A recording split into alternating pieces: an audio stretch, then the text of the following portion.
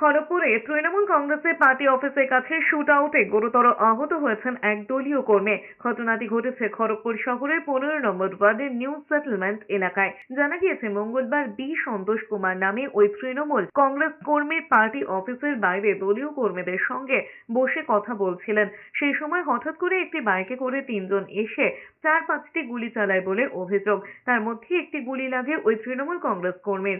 ঘটনার পর অন্যান্য তৃণমূল কংগ্রেস কর্মীরা তাকে উদ্ধার করে খড়গপুর মহকুমা হাসপাতালে নিয়ে যান। সেখানেই তার চিকিৎসা চলছে।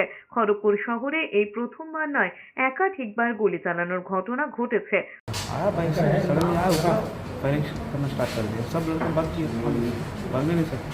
हम सडनली गिर गया तो फायरिंग